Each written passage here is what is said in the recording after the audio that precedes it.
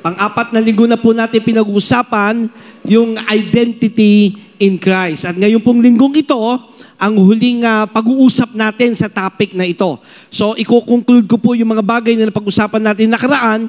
Napakahalaga nung ating pag-uusap about identity in Christ.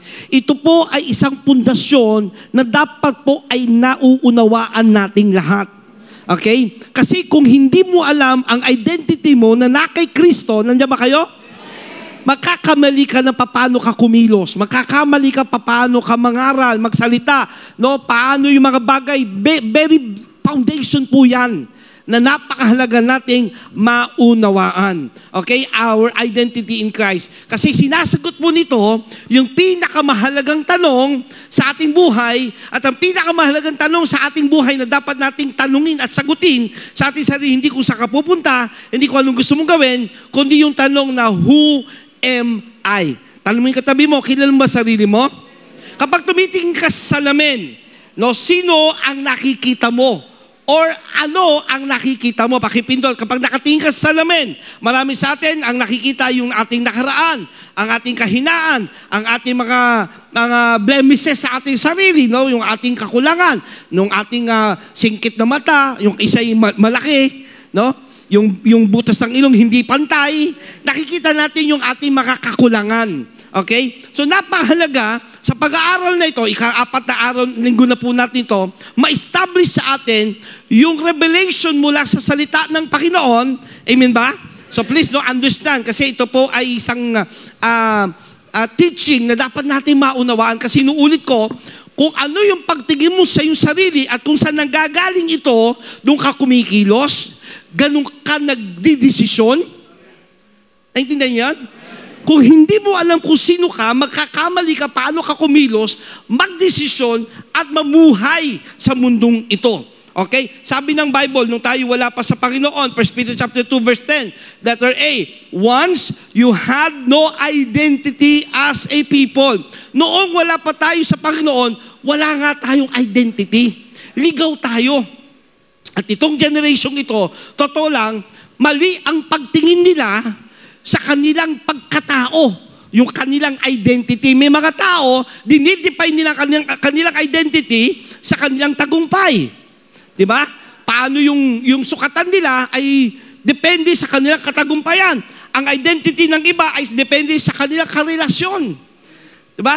Yung kanilang identity, ito yung aking pamilya, ito yung pinanggalingan namin, dito ako lumaki, kaya ganyan ang aking ugali, ganyan ang aking nakagisnan. Yung iba naman, ang kanilang identity, depende sa dami ng kanilang pera. Okay? Yun yung kanilang identity. Kaya pag wala na silang pera, wala silang pagkatao, wala silang identity. Yung iba naman, ang kanilang identity ay nakabase sa kanilang relihiyon o yung ginagawa nila sa kanilang simbahan. Sabi nga natin, nung series na ito, you can be in the church, but you are in a crisis. Hindi porkit nasa church ka, ay tama na yung identity mo. Maraming mga tao, totoo lang, tingkayin lahat sa akin, lalo mga kabataan, kahit nasa loob ka ng church, pwedeng wala ka pa rin identity o hindi mo alam yung sino ka ba. Kaya kita mo yung iba, nasa church, akala nila ang kanilang identity ay worker, dancer, o minister. Kaya nung nawala sa kanila yon, yung ministering iyon, yung kanilang ginagawa sa church, nawala na sila sa Panginoon. Kasi wala po sa church ang ating identity. Sabi sa atin, wala sa church yan. At marami sa atin, because of social media, ay ligaw pagdating sa ating identity. Iba-iba kasi ang boses ngayon ng social media. Tulad ng likes is equal worth, success is equal identity, feelings is equal truth, failure is equal final. Yun ang tingin ng iba. Kung maraming mga likes, yun yung halaga ko. Yung tagumpay ko, yun ang aking identity. Yung anong nararamdaman ko, yun ang totoo. Now listen, yung nararamdaman mo, pwedeng totoo sa'yo yan, pero hindi yan ang truth. Nararamdaman mo, ay babae ako. Pero hindi yun ang truth. Tama? Nararamdaman ko, lalaki ako kahit babae ka, nakakakuso ko sa kapwa ko babae, yun nararamdaman ko eh. Pwedeng totoo yung nararamdaman mo sa'yo, pero hindi yun ang truth. Amen? And not because you are failure sa buhay mo, hindi ibig sabihin final na yan. Kasi may mga tao, because of their failure, anong ginawa nila? Nagpakamatay, nag-suicide. Yan tayo nung wala pa sa ating Panginoong Jesus. Kaya sabi ng 1 Peter chapter 2 verse 10, once you had no identity as people. Now, sabi sa katabi mo ngayon, dati ganyan kayo, wala kayong identity. Pangit yung pagtingin natin sa ating mga sarili. Depende sa ating kalagayan sa buhay ang pagtingin natin. Yung worth mo, depende sa dami ng iyong pera. Depende sa yung pinag-aralan, yun ang tingin mo sa iyong sarili. Nandiyan kayo? Mali ka sa pagtingin mo. Totoo, wala kang identity dati. Pero ngayon, you are God's people. Once you receive no mercy, now you have received God's mercy. And that is our identity in Christ. Pinag-aralan po natin, Colossians chapter 2 verse 10, balikan ko lang po yung dalawang bagay na pinag-usapan natin. And you have been made complete in Christ. Sabi mo sa katabi mo, made complete in Christ. Ano sabi diyan? Ikaw ay kinumpleto na ng Panginoon. Ang unang pinag-usapan natin sa identity in Christ, sabay-sabay natin sabihin, complete. Again, my identity in Christ, I'm complete. Kumpleto ka dahil kay Kristo, hindi dahil sa mga ginagawa mo. Okay, maintindihan niyo po yung mga kapatid. Kasi bakit? Marami mga kabataan, lalo yung mga nasa age na ng paghanap sa kanilang mga sarili. Kita niyo po, sa loob ng church, very active, gumagawa, naglilingkod kay Lord, pero hinanap pa rin yung sarili sa labas. Bakit? Akala nila, ang kukumpleto sa kanila, yung kanilang gagawin sa buhay. Naintindihan niyo yun? Wala sa gagawin mo sa buhay ang pagkumpleto sa buhay mo. Hello? Kahit gawin mo lahat ng gusto mong gawin, sasabihin ko sa'yo, may kakulangan pa rin sa'yo. Kasi hindi yun ang kukumpleto sa'yo. Ika'y kinumpleto na sa pamagitan ng ating Panginoong Hesukristo. Kapag na kay Kristo ka, kumpleto ka na. Sabi mo sa katabi mo, kumpleto ka na dahil kay Kristo. Then Ephesians chapter 1 verse 5 to 6, New King James Version, God decided in advance to adopt us. Ito yung kwento kanina ng ating apostle. We have been adopted into His own family by bringing us to Himself through Jesus Christ. This is what He wanted to do, and it gave Him great pleasure. And then verse 6, to the praise of the glory of His grace by which He made us accepted in the beloved. Sabi sa katabi mo, you are accepted. Pangalawang pinag-usapan natin, yung second week of this series, identity in Christ, we are accepted. Sabi sa katabi mo, accepted. Anong ibig sabihin nito? Tanggap ka ni Lord. Sabi mo sa sarili mo, tanggap ako ni Lord. Hindi porkit yung salitang tanggap ka ni Lord, ay ibig sabihin ba nito na kahit makasalanan ako, tanggap ako ni Lord? Ibig sabihin ganito, pag tanggap ka ni Lord, hindi siya nakatingin, nakabase sa iyong nakaraan. Okay? Pag tanggap ka ni Lord, hindi ibig sabihin, o hindi ito nakabase sa iyong dami ng pera, titulong meron ka, pinag-aralan na meron ka. Tanggap ka ni Lord kahit na makasalanan ka pa. Kahit magulo ang iyong nakaraan, tanggap ka ni Lord, yakap-yakap ka niya. Pero hindi ibig sabihin noon na porque tanggap ka ni Lord, ay magpapatuloy ka sa pagkakasala. Ang pagtanggap ng Diyos ay hindi lisensya para magpatuloy tayo sa kasalanan. Ang biyaya ng Diyos ay hindi pahintulot para magrebelde at magpatuloy sa pagkakasala, kundi kapangyarihan para magbago. Anong ibig sabihin niyan? Yes, you are accepted, but grace changes you. Amen? Hindi porket ay tanggap ako ni Lord kahit ako ay lasinggero. Tanggap naman ako ni Lord eh. Tanggap ako ni Lord kahit ako ay nagbibistida. Kahit lalaki ako. Tanggap ako ni Lord kahit ako ay nambubuntal. Yes, tanggap ka ni Lord kasi kilala ka niya, mahal ka niya, pero kanyang biyaya ng pagtanggap sa ni Lord ay kapangyarihang ibinibigay sa iyo para yung mga bagay na ayaw ng Diyos sa iyo ay maiwasan mo. Naintindihan niyo yun? Yung pagtanggap sa iyo ni Lord ay kapangyarihan para iwanan mo at iwasan yung dating ikaw. Kasi nga, we are being adopted. Parang ganito, kinuha ka ng isang mayamang bilyonaryo doon sa iskinita kung saan ka nakatira dati, inadapt ka, kaya wag mong dadalhin yung ugaling doon sa ikaw ay nakatira sa squatter. Unti-unti, sa pagtanggap sa iyo ng Diyos at pagtanggap mo na ikaw nga ay inampun na, unti-unti, mababago yung pagtingin mo sa buhay. Yung ugaling dating natutulog kang sa sahig lang, kasi may mga ganyan, kayo na nakaugalian. Naalala ko, nung nakaraang convention, nakakama. Doon sa Baguio Supreme Hotel. Hindi sanay magkama, natulog pa rin sa sahig. You have been adopted in the family of God. Dati kung magkamay ka, kumain, nakataas ang paa, nakaganyan, di ba? Talagang kukumuha, walang pakialam sa susunod na kakain. Di ba? Pero because you have been adopted in the kingdom of God, sa pamilya ng Diyos, unti-unti, babaguhin mo na yon. Yes, you are accepted, but grace changes you. You are already accepted. Stop trying to earn God's love.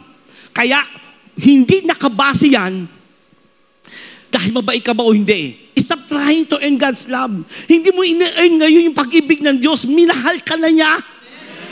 Pangalawa, stop comparing yourself with others. Huwag mo lang i-compare yung sarili mo sa iba. Kasi tinanggap ka na ni Lord. Isikuhin mo ngayon katabi mo, sabi mo, tinanggap ka na ni Lord. Huwag mo lang ikumpara yung sarili mo sa iba. Naiinggit ka pa sa iba. Meron dito, tingin ka ng tingin sa nangyayari sa mga kabatchmate mo. Hello? Kumpara ka ng kumpara sa kanila. Hindi mo alam yung ba edited doon. Iba doon, AI generated.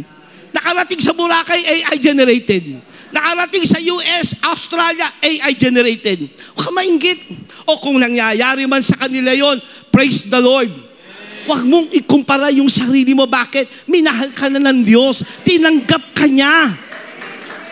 Now walk in confidence and peace. Ngayon lumakad ka na may kumpiyansa at nang payapa na yung isip mo. Huwag ka nang udyukan ng iyong nakaraan. Hindi ka dapat, nakikinig po ba kayo? Hindi ka dapat dinidiktahan ng iyong nakaraan. Sabi sa katay mo, hindi ka dapat diktahan o kontrolin ng iyong nakaraan dahil tinanggap ka na ng Diyos. Serve not for acceptance, but from acceptance. Ngayon naglilingkod tayo, hindi para tanggapin tayo ng Diyos. Kundi naglilingkod tayo kasi tanggap na niya tayo. Amen? Sabi sa katay mo, hindi ka naglilingkod para tanggapin ka ni Lord. Tanggap ka na niya, kaya ka naglilingkod.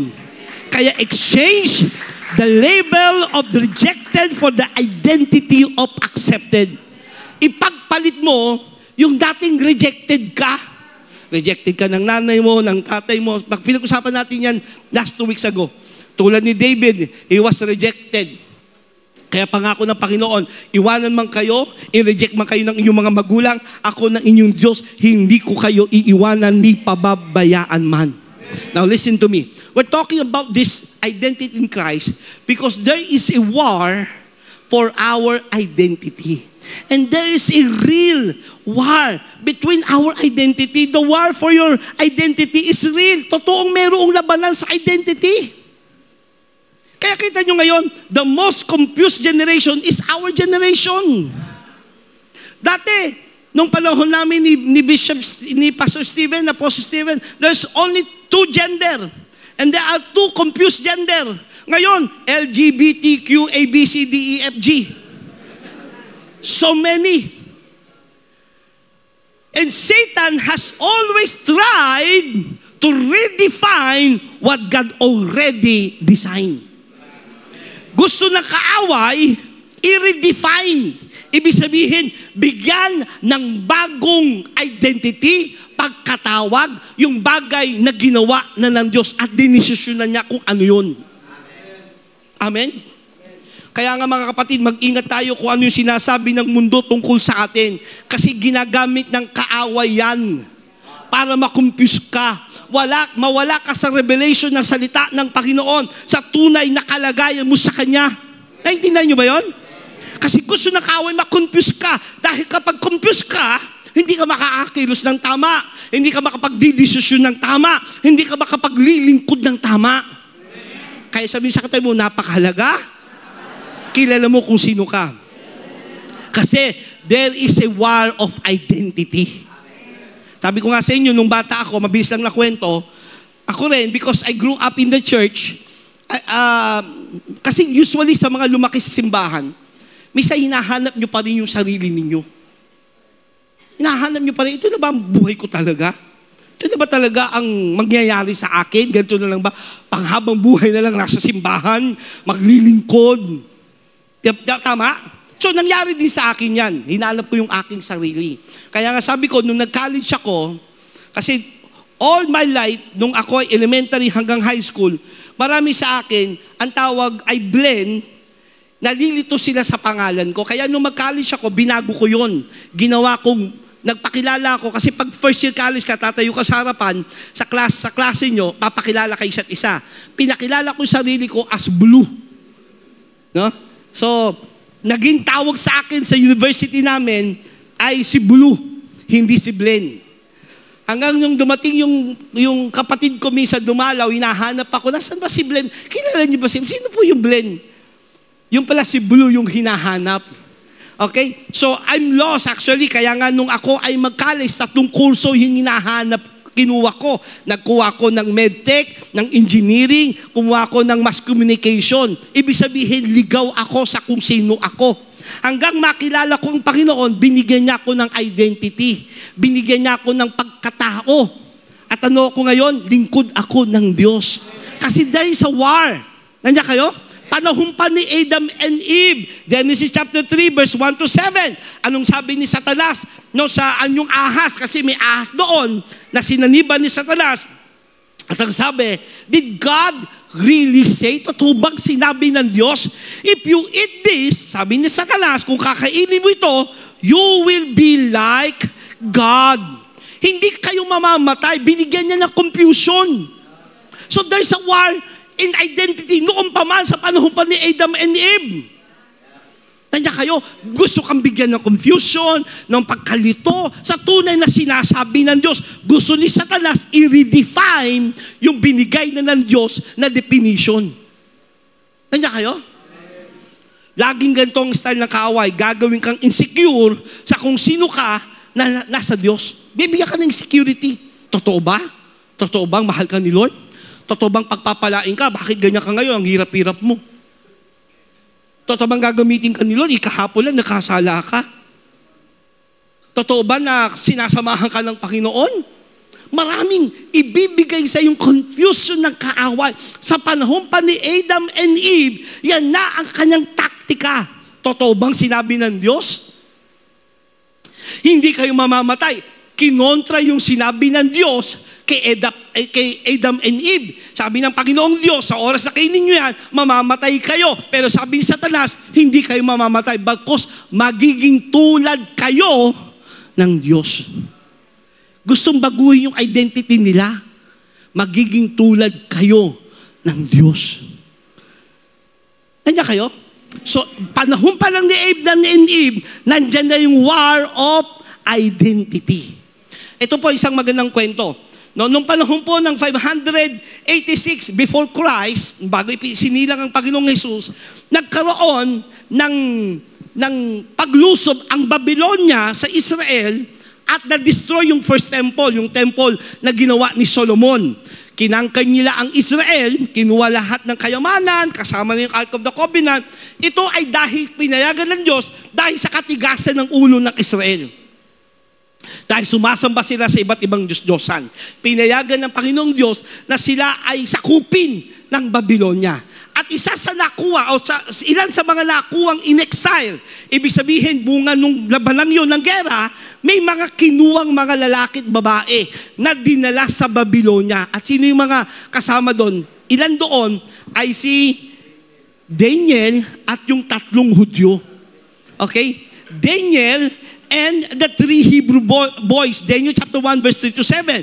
Anong nangyari? Pagdating nila doon sa Babylonia, ang unang gustong gawin ng Babylonia system is change their names. May pangalan sila as Hebrew, pero pagdating nila sa Babylonia, binigyan sila ng bagong pangalan. Tried to change their language. Wanted to feed them defiled food, re-educate them in Babylonian culture. So ito yung gustong gawin ng mundo. Listen to me. There is a war between your identity. May labanan sa identity mo, kapatid. At yan ang gustong gawin ng kaaway. Baguhin kung sino ka, bigyan ka ng sariling lengguwaheng hindi mula sa Diyos. Nandiyan kayo? I-re-educate ka sa mga bagay na makasanlibutan.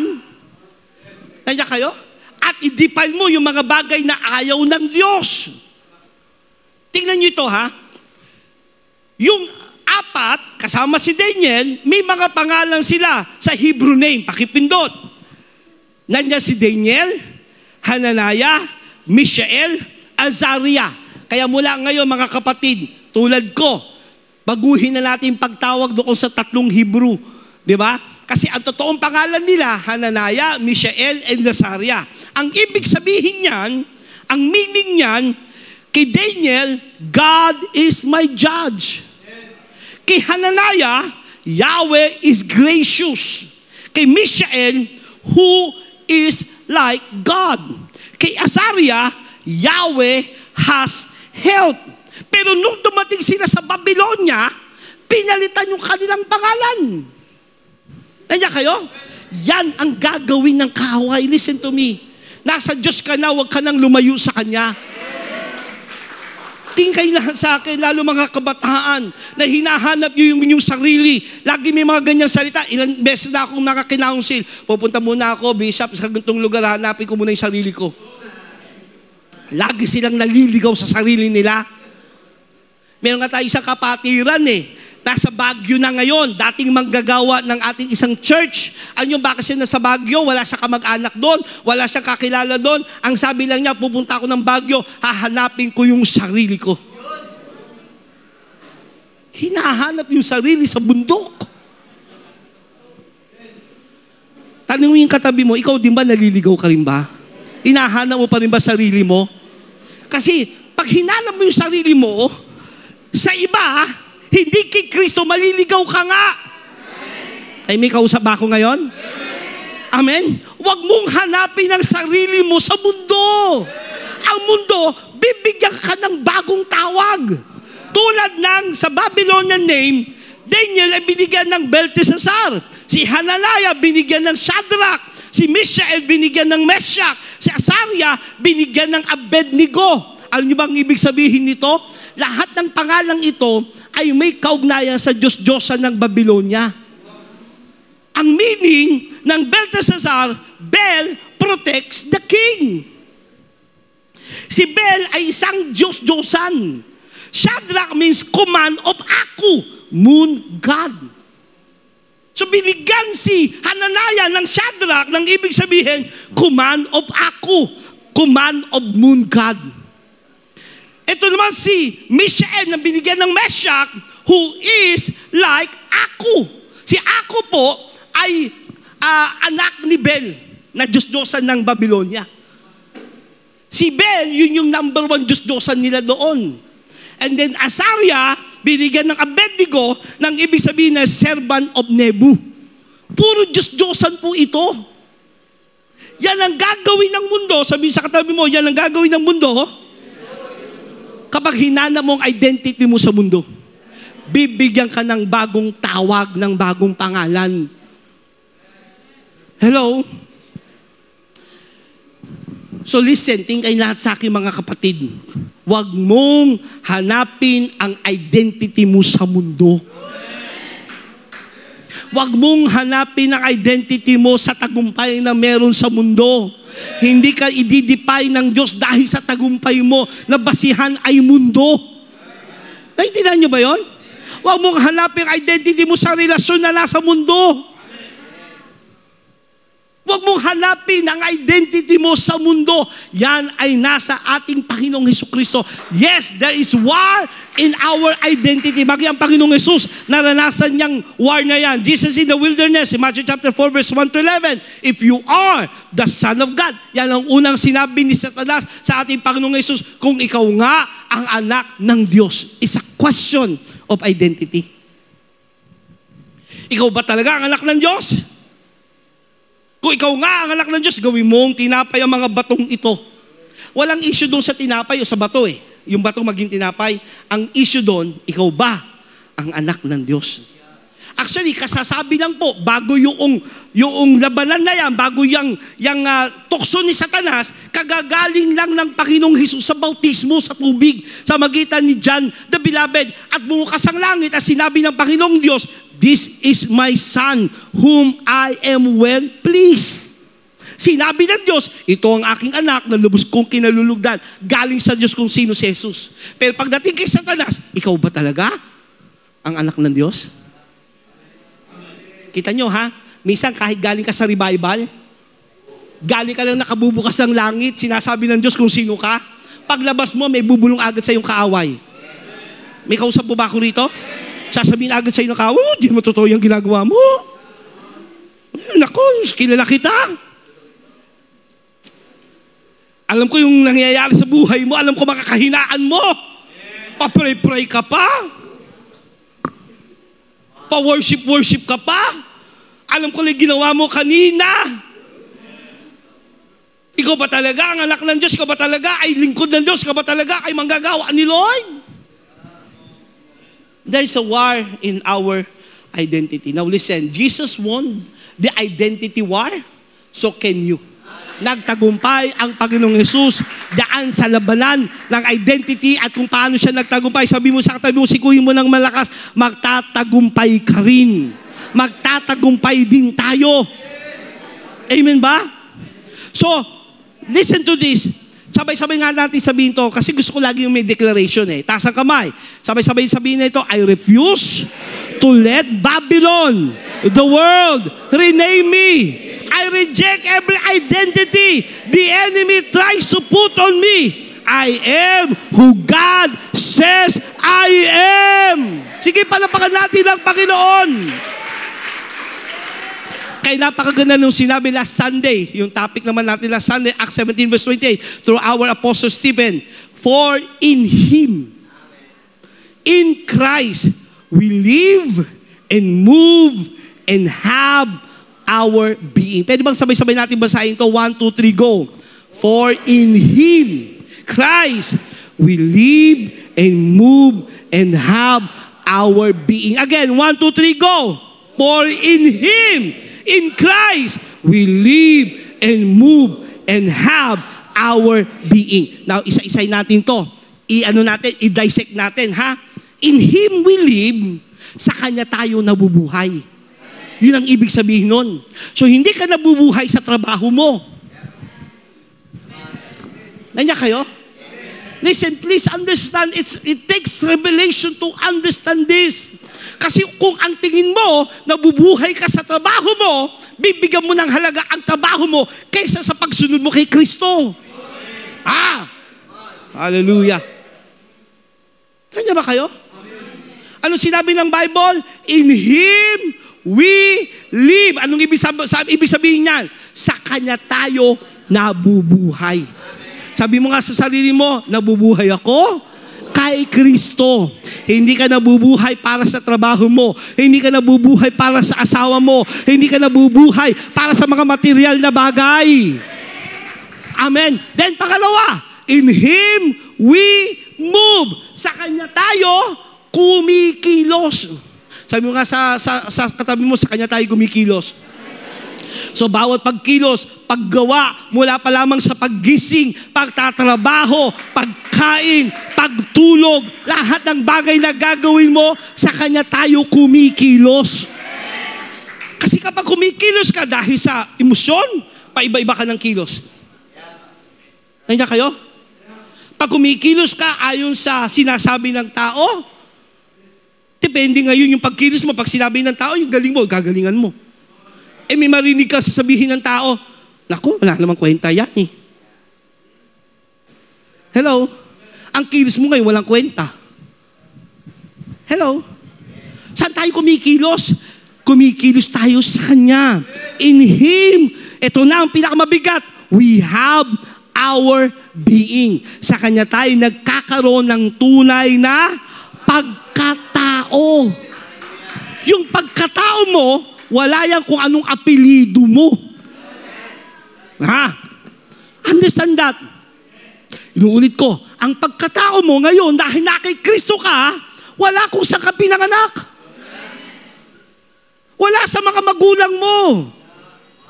Kasi kung sa magulang, maaaring ang definition mo sa buhay mo, palpak sila, nagkahiwalay sila, magkakahiwalay din kami, papalpak din ng relasyon namin. Nandiyan kayo? Amen ba? So sa Kanya tayo nagkakaroon ng pagkatao. Yes, you are a human being. But in Christ, you are Christ being. Hallelujah. Christ being, although it's not, you cannot find it in the Bible per se, pero it's very biblical in the concept. Sabi mo sa kata mo, yes, you are a human being, pero dahil na kay Kristo ka na, you are Christ being. Yung pagkatao mo ngayon ay hindi na nakabase sa pagiging tao mo. Ay, naintindihan nyo ito, please. Understand. Kasi lagi natin dahilan, tao lang naman ako eh. Tao lang naman ako eh. Tao lang kasi ako eh. Diba, lagi mong dahilan yan? Kakasala ka, nagkakamali ka, tao lang ako eh. But now, you are not just human being. You are Christ being. You, in Him, in Christ, we have our being. Now, the secret of this, tingnan nyo 2 Corinthians chapter 5, verse 17. If anyone is in Christ, sabi nga natin, sabi in Christ. Ang sino mang na kay Kristo, sabi nga natin, sabi na kay Kristo. In Christ, He is a new creation. Dahil na kay Kristo ka, bagong nilalang ka na. The old has passed away, behold, the new has come. Wala na yung dating ikaw, bagkus may bagong dumating sa yung pagkatao. Ano yung pagkataong dumating sa iyo? Yung Kristo. It takes, listen to me, revelation from the Lord for you to understand this. But once you understand this, you cannot undo this anymore. Yes, Satan wants to steal it, this revelation, pero pag naunawaan mo na ito, pati pagkilos mo, paggalaw mo, pagkilos, paggalaw, paghinga, lahat ng bagay ay para kay Kristo na. In Christ. Now, tignan nyo yung Bible ha. Actually, there is 100 verses in the Bible na word na in Christ. At yun yung ating definition ng ating identity kung sino tayo. New creation. 2 Corinthians chapter 5 verse 17. If anyone is in Christ, he is a new creation. Justified and made righteous. 2 Corinthians chapter 5 verse 21. That in Him, pakipindot, we might become the righteousness of God. Justified and made righteous. Ano sabi nan? That in Him. Dahil nasa ating, na kay Kristo Jesus tayo, ngayon tayo pinawalang sala na, ginawa ngayon tayo matuwid. Sumunod, free from condemnation, Romans chapter 8 verse 1. Therefore, there is now no condemnation for those who are in Christ Jesus. Wala ka na ngayon sa ilalim ng paghatol. Wala ka na ngayon sa condemnation. So please, stop condemning yourself. Sabi sa kata mo, stop condemning yourself. Bati si Satanas at ang mundo, hindi ka pwedeng i-condemn because now you are in Christ. There is now no condemnation. accepted. Ito yung pinag-aralan natin nung una, Ephesians chapter 1 verse 6. New King James Version, He made us accepted in Christ, sealed and secured. Ephesians chapter 1 verse 13 to 14, you were marked in Him with a seal, the promised Holy Spirit. Sinelyuhan ka, sinecured ka na ng Panginoon. May selyo ka, may tatak ka ng pagiging Kristiyano. You are complete. O Colossians chapter 2 verse 10, you are complete in Him. Sabi nga natin, sabay-sabay, I am complete in Him. So the secret of our identity, okay? 100 verses po yan. Kung babasahin ko lahat sa inyo, napakadami. 100 verses. Yung salitang in Him. So the secret of our identity is in Christ. In Him. Hello? That is the secret of our identity. Wala kung anong ginagawa mo, kung anong posisyon mo, kung anong edukasyon meron ka, hindi kung anong titulo meron ka. That is not who you are. Our identity is in Christ. Pag sinabing in Him, means location of your identity. Lokasyon. Nasaan ka ba ngayon? Saan ka ba humuhugot ng pagkatao mo? Oh, totoo ha? Saan ka humuhugot ng pagkatao mo? Nasaan yung pagkilala mo sa sarili mo? Kasi in Him is a location of your identity. Ibig sabihin yan, I am no longer in sin, in shame, in fear, or whatever Satan wants to say to me, but I am in Christ. Hello? Naintindihan niyo yun, mga kapatid? Hindi ka na ngayon nasa kasalanan. Bakit? Pinatawad ka na ng Panginoon. Wala ka na ngayon doon sa kahihiyan. Bakit binihisan ka na ng katwiran ng Panginoon? Wala ka na ngayon sa pagkatakot. Bakit binigyan ka ngayon ng pananampalataya? At lahat ng ating identity ay dahil nasa ating Panginoong Hesukristo. Huwag mong tignan ng sarili mo sa nakaraan mo. Huwag mong tignan ng sarili mo sa sinasabi ng ibang tao. Huwag mong tignan ng iyong sarili kung saan ka nakakonek. Kundi tignan mo ang sarili mo kung sino ka kay Kristo. Ngayon, nasa Kanya ngayon tayo. So, wag mong titingin sarili mong labas sa Kanya. Ganda nung sinabi ng ating Apostle Stephen, hindi mo pwede ngayon paghiwalayin ikaw at Kristo. Hello? Hindi mo pwedeng paghiwalayin ngayon yan. Gusto kang dayain ng kaway na magkahiwalay kayo, pero totoo, pinagsama na kayo ng Panginoon. Kung ano si Kristo, yun ka. Sabi sa katabi mo, kung ano si Kristo, kung sino siya, ganun ka.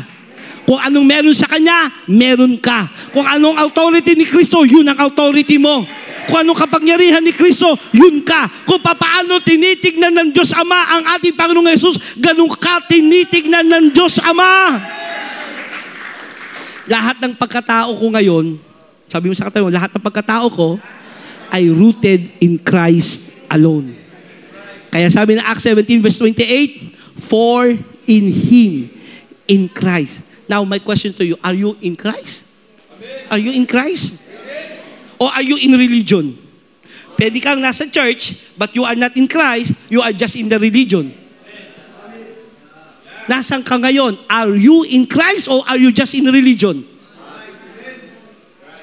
Kailangan na kay Kristo ka.